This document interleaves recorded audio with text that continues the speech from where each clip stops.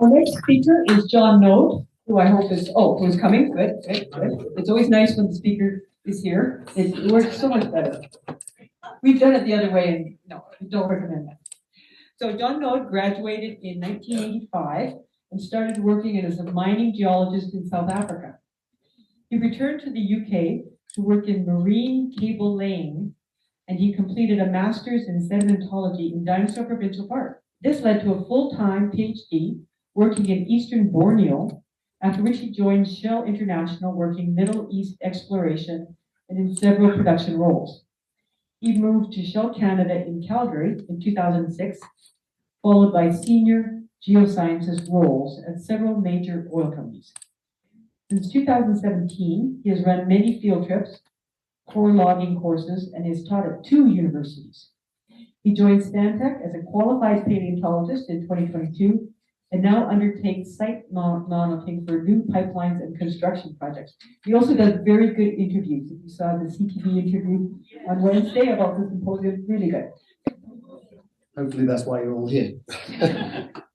So today I'm going to be talking about trace fossils, and which is they're close to my heart, and I'm actually showing one of the most beautiful trace fossils I think I've ever found, which is a sauropod. That's a long neck footprint from Yorkshire in the UK, and you can see that footprint there. It's about 60 centimeters top to bottom, where the dinosaur has pushed its foot down into the sediment and has created those scratch marks with its toes. And that's exactly not the kind of traces that I'm going to be talking about today. So I'm going to be talking about the traces that you look at the rock and you puzzle over it and you think, is that a fossil? Maybe there's a kind of scratch mark there. I'm not quite sure. So what we're going to do is we're going to go through, I've tried to characterize them. We're going to go through a whole set of different kinds of traces that I think you might encounter in the field. And really, this is an opportunity to let your imagination run riot. Because there's a lot, I believe that almost everything in the rock that is not nicely bedded is something that's probably to do with traces left by animals or invertebrates or vertebrates. And by using our imagination, hopefully we'll be able to recognize more of these in the field. And why would we want to do that? Well, this can give us a lot of information about depositional settings. And for example, whether you're in a terrestrial or a marine environment, it can give you ideas about currents as well. And also, it helps us to try and identify more animal behaviours in the field. So let's start off with footprints. And this is actually an elephant footprint that I put in here. We're not going to look at more reptiles than mammals in this talk, but I just thought I'd include this one as something that wouldn't necessarily strike you as being an elephant footprint when you first saw it. So we're going to start off with dinoturbation. And dinoturbation is one of these lovely terms that's created from dinosaur and bioturbation, which is basically how the sediment is contorted by animals. There are various ways that you can see footprints preserved, and it's great when you have a beautiful 3-toed footprint with the claws at the end, but more likely you're going to see something that's a little bit more amorphous. And the examples at the bottom with the red arrows that you can see there, they are basically balls of siderite, which is iron carbonate cement. They're about 30 centimeters across. And they're very regularly spaced, but they do not have a beautiful footprint design to them. And I think what's happened here is that you've had a dinosaur walking across these upper Cretaceous sediments, leaving pits rather than leaving well-defined footprints. Then those pits are infilled with organic material, and the organic material has acted as a nucleus for cementation. So you're getting a set of cemented blobs rather than seeing perfect footprints. And I've got an analog there in the middle on the right-hand side showing an example from Dinosaur Provincial Park. What I've also shown from Dinosaur Provincial Park, and the upper right there, is from basically a paper was written last year where some scientists, mainly from the UK, identified some new examples of dinosaur footprints from Dinosaur Provincial Park. And up until then, there are the odd footprints have been recognized, but very few. But they realized that there were lots of prints that were left where the animal had put its foot down and the mud had kind of squelched up around the outsides of their foot. So you were getting a poorly preserved outline of various footprints. And you can't really see it on that photograph there because they're just not very well preserved. But these guys, they came in and they actually excavated whole surfaces and were able to identify these outlines of prints. So once again, this is an example where you can see prints, but sort of not as we know it.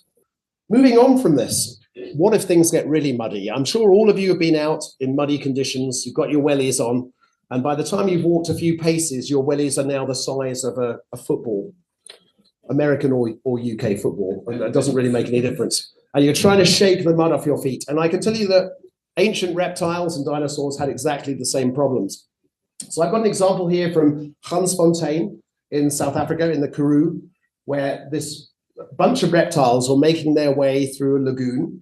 And you can see that everything was good at the top there in the area where you could actually make out these nice four-toed tracks from a reptile that was probably about the size of, I don't know, a wheelbarrow or something like that, maybe a little bit larger. But at one point, the animal must have walked through a very muddy area. And then we ended up with the print that you can see on the lower right there, which I think you would really be pushed to identify as a footprint without the context of seeing other footprints around it. So once again, this is an example where we have a very poorly preserved print, but something that could still tell us a lot about the depositional settings. Another example of where we see a lot of tracks which you wouldn't necessarily recognize immediately is in trample zones. And the examples I'm showing here, they're one from Springbank, so that's just to the west of Calgary, which is on the lower left there, and the upper right from Sandy Point, which is basically the same age sediments that you see preserved in Dinosaur Provincial Park. These are near Empress in eastern Alberta. And you're getting these very rugose surfaces. So on the top of a sandstone, instead of seeing a nice flat bedded rock, you're getting this very, very contorted and mixed up upper surface. When you look at these, it's very hard to pick out an individual footprint. In fact, it's very interesting and informative to look at these surfaces and to try and pick out individual dinosaur footprints. But what these literally represent is where maybe hundreds of dinosaurs have walked through this area over a period of maybe years, and a lot of them have left their mark in the sediment, and then also where they put their feet down on the ground, they're pressed into the sediment, and the layers beneath the surface are also contorted. So you've basically got maybe 20 layers of dinosaur footprints preserved within about 3 or 4 inches of sediment at the top of these beds. So once again, I'm very confident that a lot of these represent dinosaur footprints. I just threw in this one on the lower right as well, where we've got something that, once again, you'd be quite challenged to say this is definitely a dinosaur footprint. And this is another one of these examples where the ironstone cementation. So this is from the same bed that we see there with that trampled zone at the top. And that's just one individual example of a siderite cemented footprint. This is a lovely name, the bird discos. This is coined for areas that they found a lot of bird footprints down in the Eocene, in the Green River Formation. So which has already been mentioned in Taco's talk a little bit earlier. So these are Eocene deposits, and they have a lot of bird footprints. And I don't know if you've ever been out in the rain and you're seeing a gull in a puddle, and the gull is kind of like it's treading grapes, and they're moving up and down. And what they're trying to do is kind of make the little invertebrates that are down below the level of the surface of the little lake or puddle. They're trying to make them come up to the surface. They'll just tread and tread and tread. And what they do is they end up creating these bird discos. So these you can sometimes see 10 of these birds together, all trampling in the same area. And a great area to see this is in Lethbridge. If you go to where the viaduct goes over in Lethbridge, the lakes around there are literally tens of these birds making these footprints. So all is good when you can see the individual footprints. But as you can see, as you get more and more of these bird discos, more and more bird activity in there, you can see that you end up with a real mishmash of prints. And it'd be very hard to determine exactly what was going on. But this is definitely something that we should be looking for in the fossil record. I wasn't going to include anything about turtles because I'm not an expert on turtle tracks. And the most turtle tracks that I've seen have been where turtles come ashore to lay their eggs.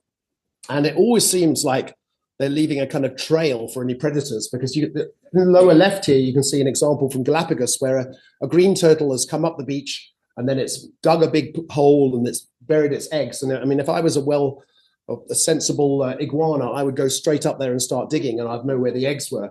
So that's the tracks that you normally see. But there was a very interesting paper that was published very end of last year on a potential turtle stampede that took place related to a tsunami or an earthquake. And it's asking a lot, but when you look at this surface, what you see is these rather strange sort of wave-like forms. They almost look more like sedimentary structures, but these have been interpreted as turtle tracks. So once again, we have an example here where we have a sandstone surface, which is very rugose, very uneven. And once again, suggests that we have a lot of bioturbation in there, and not something that you would initially look at. You might say, well, those are probably wave ripples, but they have been interpreted as turtle tracks. And this is apparently very close to where to Cortina, where the Olympic Games took place. So they were actually scoping out for the Olympic Games and photo views when they found these trackways. Right, another example of tracks that you might not immediately look at them and think that's definitely a track is swimming tracks. And swimming tracks are pretty rare in the fossil record. There are examples of dinosaur tracks, including a lot of hadrosaur tracks that have been identified.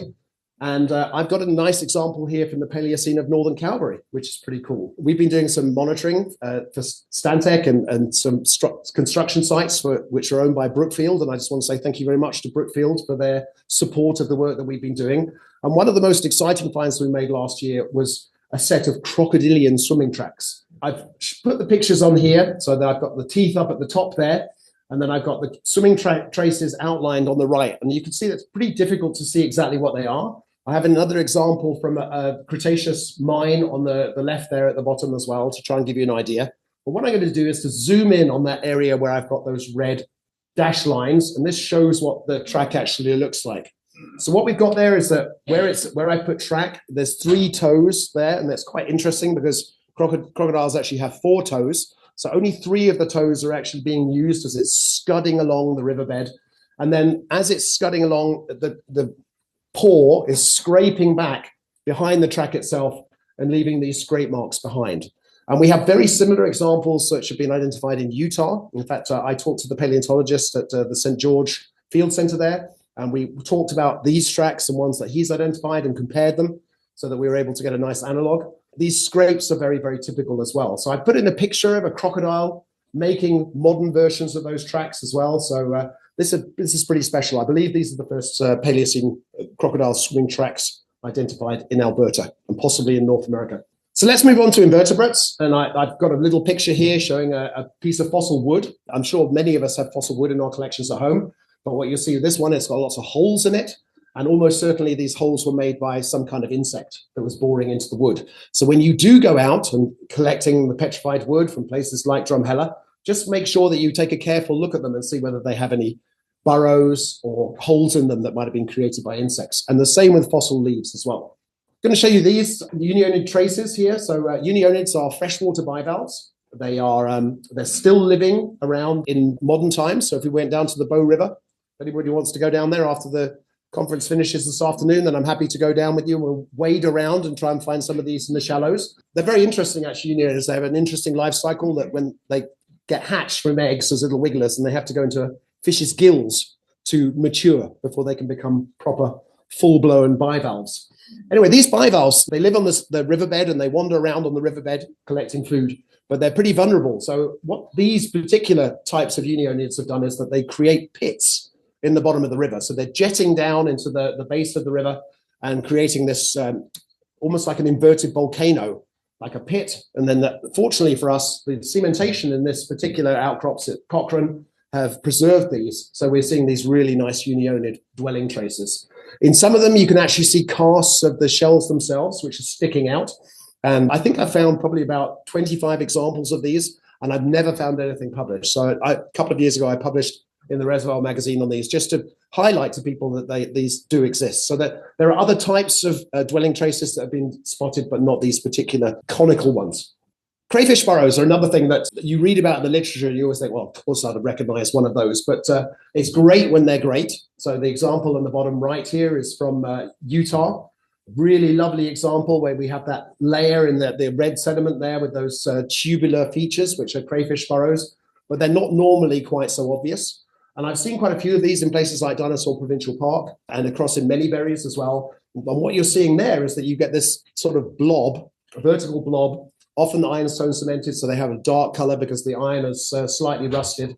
And that's the picture in the middle there that you can see. So these are around. And I think what you need to look for if you're trying to identify these is that there's a few of them, and they typically occur at one particular horizon as well. And at the top there's an example from Tuba City in Arizona, where we're also seeing kind of blobs in the sediment. So it's a red sediment. We've got these grayish blobs, and these grayish blobs are actually crayfish burrows. And often the crayfish themselves, the shells have been dissolved away. They're aragonite, they're not very long lasting. So we've only really got the burrows to go on to prove that they were ever there. Arthropod trackways. So shrimp tracks and lobster tracks, when they're good, but obviously they're not always very well preserved. The example I've got at the top here is you've probably all driven past this. This is from the traffic circle in Banff. So literally just before you turn off the Banff on the right-hand side, you've got examples there. And I like this particular photograph because you've got a mummy there in the middle, or a daddy, and then you've got a baby just above it with really, really small ones. So hopefully you can see those from the back of the room there as well. These are very useful, these trackways, particularly in identifying mangrove deposits. And I found this surface here that you can see on the lower left in eastern Borneo from Miocene mangrove deposits. And there are lots of these lobster tracks. And we were even able to identify that one of the lobsters had a limp. So we could follow this lobster with a limp, which had deeper tracks on one side and little rounded tracks on the other, and follow it across the outcrop, which is pretty cool. So that there's lots of information in these footprints if you take the trouble to really examine them closely. Okay, let's move on to fishy traces now. We'll start off with fish nests. And I've got this picture at the top here from Beaconites is the name of this trace fossil, which is a type of fish burrow probably created by lungfish. And there are examples from the recent and from the ancient.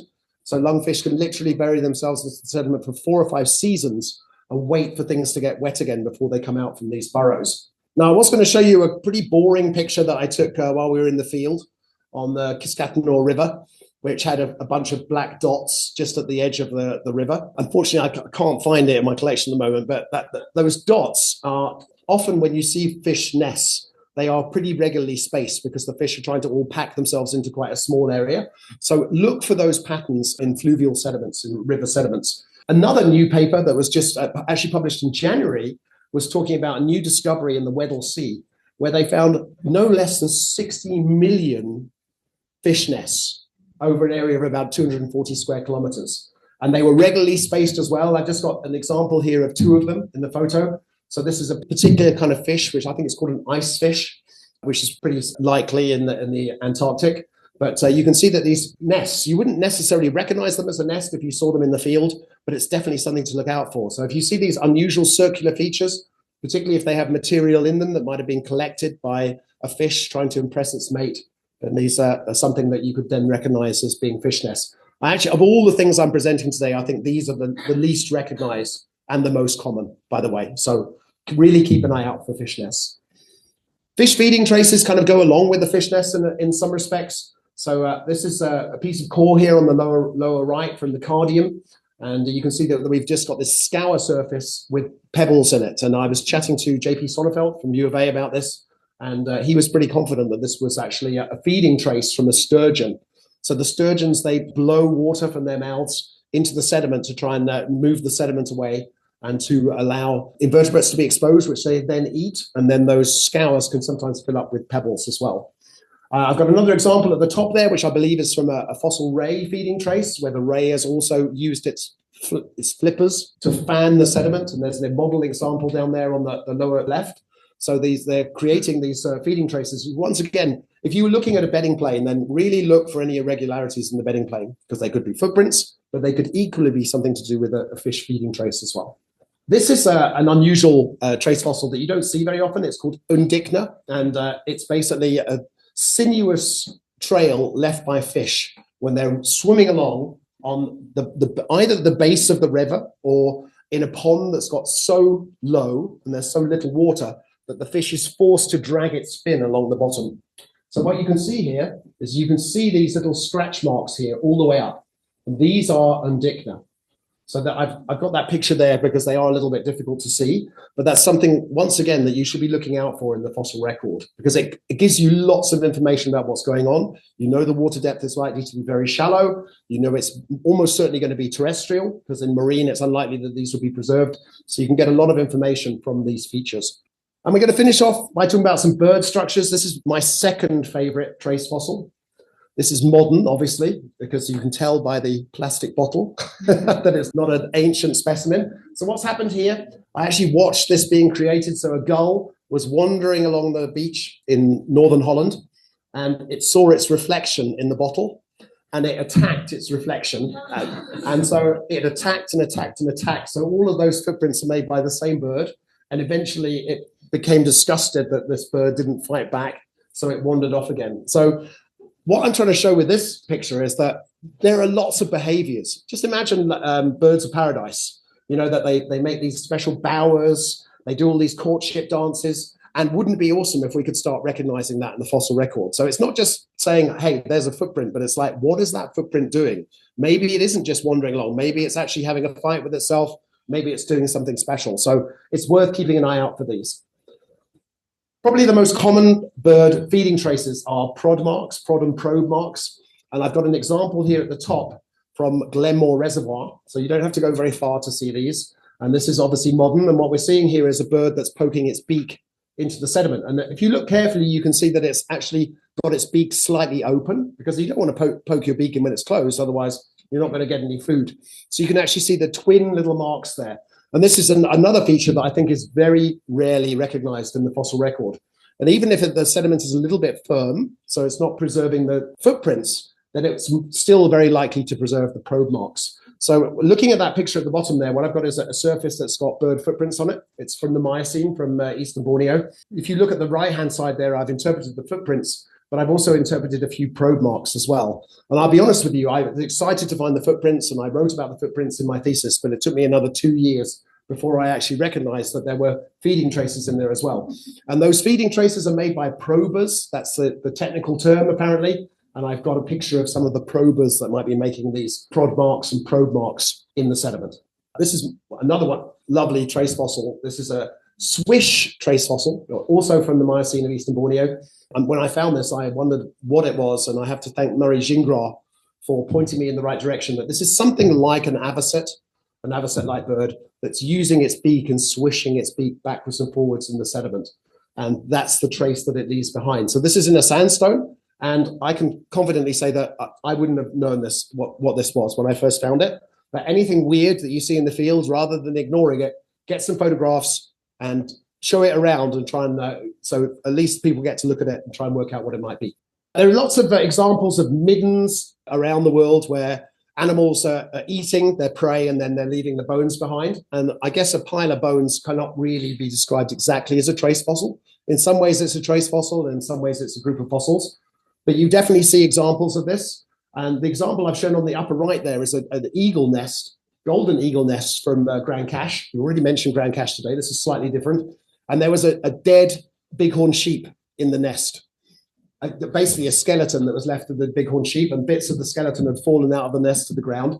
But you can just imagine that the pile of bones beneath that eagle nest will basically count as a sort of trace fossil. Last year I went down to LA for a music concert, but while I was there, I went out for a day in the field with a very experienced paleontologist, Joe Coke, and we just had a fantastic day. And he showed me all sorts of things like whale fossils and stuff. But the one that I remember, the one I really struck me, was this Pleistocene canyon. So this picture on the lower left here, this is the edge of the canyon marked with these dashes here. And along the edge of the canyon, there were owl pellets, fossil owl pellets that had fallen down. So the owls were sitting on the top of the cliff, ejecting these pellets. The pellets were falling down. And in the pellets were lots and lots of fossil bones as well from small invertebrates. And they're only 13,500 years old, these particular examples. Nice that they can be so accurate. But we should be looking for those in the fossil record as well. So if you do find little tiny bones, you don't instantly think to yourself, oh, that's an animal that died. But maybe it's something that's showing a behavioral feature for an owl or another animal that ejects pellets from itself. So all worth looking at. And I'm not even going to mention coprolites today, but obviously that's another really good example. Killing grounds are another example. There are many examples of broken shell piles and middens that are left behind. And there are at least 23 different species of animal, of bird, that they basically take their prey and they drop it from a height. And the ideal drop height is apparently about 5 meters. And you've got everything from gulls and kites that are dropping snails, whelks, and things like that, right the way through to vultures that are dropping bones to try and break them open to get at the marrow. And then of most interest to me, you get these fossil tortoise killing grounds like this. So there's 7 dead tortoises in that area, which have been dropped by these magpies and rooks. So they basically get the tortoises, and they take them over a rocky area and then drop them to break them open to get to the tortoise inside. I've never heard of one of these from the fossil record, or tortoise killing ground. I have seen anthropomorphic examples and archaeological examples from South Africa, but wouldn't it be amazing to find a whole bunch of fossil turtles with broken shells? So that's something that we should be looking for, not just in terms of turtles, but also in terms of snails, bivalves. You do see them with bored holes in them, but we should also be looking for sets of broken animals where we're thinking that's strange that they should be preserved on a rock surface, but it could well be because they were created by birds. I did talk about this at one previous talk here, but it's just another one of my real favorite traces. This picture, all of these pictures were taken in Inglewood, obviously all taken in winter. The picture on the left there is where a bunch of geese spent a night on the ice. It was a very cold night, and they all sat on the ice, and each of those lozenge shapes there is a goose with a little foot at one end of it, where their feet were sticking out the back. And the funny thing is that if you look at where the feet are, there's also a little white patch there because they slipped out a little poop during the night as well. But yeah, these are all goose resting traces. So there are examples in the fossil record of dinosaur resting traces, but not a single example of a bird resting trace. So if you see a kind of rugby ball or American football shaped depression in the sediment, then that could well be an example of a bird resting trace, or GRT, goose resting trace. And I've also put in some landing traces as well. That's a duck landing trace. That's a goose landing trace there as well. And I've given these ridiculous terms here. So there's a bit of wingage, where its wings make a mark when it lands, the skid zone, and then the resting trace at the end. So that would be if anyone can find me one of those, I'll kiss you. That'd be great to see one of those. So just to conclude, these are just some examples of traces that we should be looking for in the fossil record. Tracks, yes, we see lots of those, but try and open up your mind, broaden to include things like trampling zones. Can we find some more bird discos, perhaps? Bird feeding traces, I think that the probe marks are ridiculously unrecognized, and that very, very likely in terrestrial sediments. I'm sure we could find them in Dinosaur Provincial Park if we were to take the time to look for them. Broken shells and broken tortoises, that would be awesome if we could find those. And then as far as fish go, we should be looking for patterns on bedding planes, particularly those patterns where there's little depressions one by one, made by fish nests, sinuous trails and pits as well. So my takeaway for today is that hopefully we can all get out there and just open our minds to some new types of trace fossils. Thank you. We do have time for a question over here. So regarding I think it's Undichna, the fish swimming ones. Yep. How do you differentiate that from just like water ripples? So what I've seen in the fossil record, I've seen 3 examples of these, so they're not something that's very common. But generally speaking, the fish were not on their own. So you'll get a few of those together, and they will be cutting into one another. So you may see one cut into another, and then the other one cut into that one as well, which suggests that they are, that they were occurring at the same time. And if they do superimpose one upon the other and then the other upon one, then that suggests that they're not sedimentary features because they happened at the same time. But yeah, it is possible that you could have sinuous crested ripples as well. That's not impossible, but hopefully these ones are convincing enough that you can be confident that they are fish. But yes, I would agree. Yeah, they could theoretically be isolated sinuous ripples as well. Okay, great, thank you. So how do marine trace deposits get fossilized, like the fish, like traces and the crocodile? How do those get fossilized? Do they drop, or the deposits dry up quickly? It's a great question. It's a big question to answer, but I think a typical way that it's going to happen is that you have this rain out of sediment through time. So a lot of fine-grained sediment is being washed out into the open ocean. And because it's so fine-grained, it's easy to transport this sediment. And that sediment starts falling out from suspension. And the average rate that sediment accumulates on land, you accumulate sediment at maybe 4 centimeters every 1,000 years. And in that marine realm, that distal marine realm, so relatively deep water, maybe 2 centimeters every 1,000 years. But that 2 centimeters is going to be enough to cover up these sedimentary features. And because there isn't a lot of current in deeper water, the current will not be scouring the seabed and washing those traces away. So there's a good chance that they'll be preserved.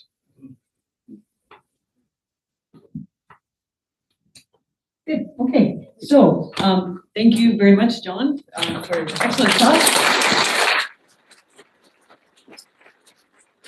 John, I'd like to get our book, Guide to Common Vertebrate Fossils, which unfortunately doesn't have any trace mark. We need a version with trace fossils. Okay, another version.